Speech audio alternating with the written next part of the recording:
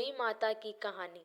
एक साहूकार था जिसके 7 बेटे थे, 7 बहुएं तथा एक बेटी थी। दिवाली से पहले कार्तिक बंदी अष्टमी को सातों बहुएं अपनी इकलौती ननद के साथ जंगल में खदान में मिट्टी खोद रही थी। वहीं श्याहू की माँ थी। मिट्टी खोदते समय ननद के हाथ से सेई का बच्चा मर गया। श्याहू माता बोली कि मैं तेरी कोख बांधूंगी। तब ननद अपनी सातों भाभियों से बोली कि तुम में से मेरे बदले कोई अपनी कोख बंधवा लो।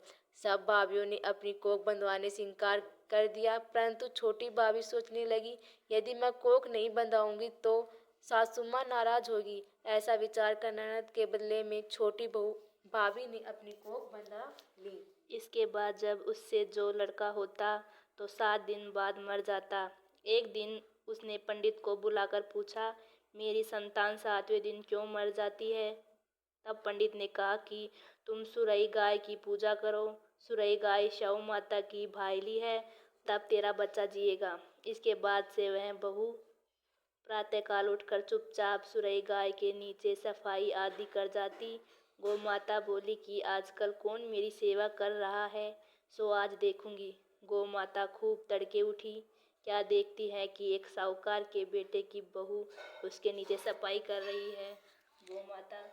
गौ माता उससे बोली, मैं तेरी सेवा से प्रसन्न हूँ, इच्छा अनुसार चाहे मांग लो।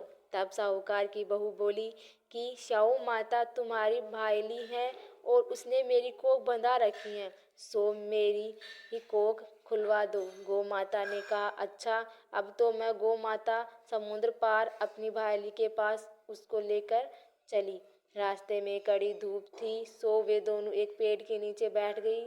थोड़ी देर बाद एक सांप आया और उसी पेड़ पर गरुड़ पक्षी का बच्चा था। सांप उसको डसने लगा। तब साहूकार की बहू ने सांप को हटाकर डाल के नीचे दबा दिया और बच्चे को बचा लिया। थोड़ी देर में गरुड़ पंखनी आई और वहां खून पड़ा देखकर साहूकार की बहू के चोंच मारने लगी। तब साहूकारनी बोली कि मैंने तेरे बच्चे को नहीं मारा, बल्कि सांप तेरे बच्चे को डसने आया था। मैंने तो उसे तेरे बच्चे की रक्षा की है।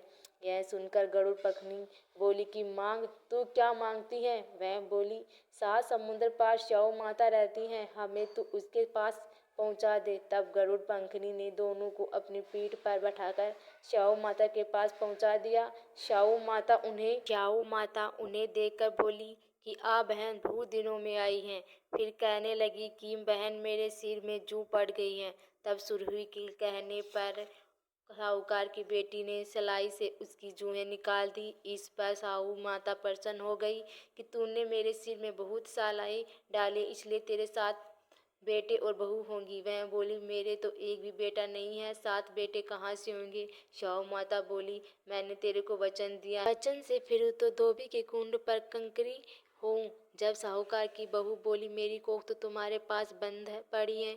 यह सुनकर श्याऊ माता बोली कि तूने मुझे बहुत ठग लिया। मैं तेरी कोख खोलूंगी तो नहीं, परंतु अब खोलनी पड़ेगी।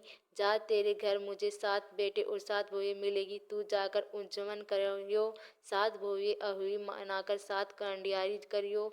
वह लौटकर घर आई तो वहां देखा 7 बेटे 7 बहुएं बैठे हैं। वहां खुशी हो गई। उसने 7 अहुई बनाई, 7 उपजन के तथा 7 कढ़ाई बनाई। रात्रि के समय जेठानियां आपस में कहने लगी कि जल्दी जल्दी नहाकर पूजा कर लो। कहीं छोटी बच्चों का याद करके रोने लगी। थोड़ी देर में उन्होंने अपने बच्चों से कहा कि अपनी चाची के घर जाकर देखा आओ कि आज वह अभी तक रोई क्यों नहीं। बच्चों ने जाकर कहा कि चाची तो कुछ मांग रही हैं, खूब उपजन हो रहा है। यह सुनते ही जेठानियां दौड़ी दौड़ी उसके घर आई और जाकर कहने लगी कि तूने कोख कैसे छुड़वाई? वह बोली, तुमने तो कोख बंधाई नहीं, सो मैंने कोख बंधा ली थी। अब श्याऊ माता ने कृपा करके मेरी कोख खोल दी। श्याऊ माता ने जिस प्रकार उस साहूकार की बहू की कोख खोली, उसी प्रकार हमारी भी खोलियो। कहने वाली तथा सुनने वाली की तथा सब परिवार की कोख खोलियो। जय श्याऊ माता की।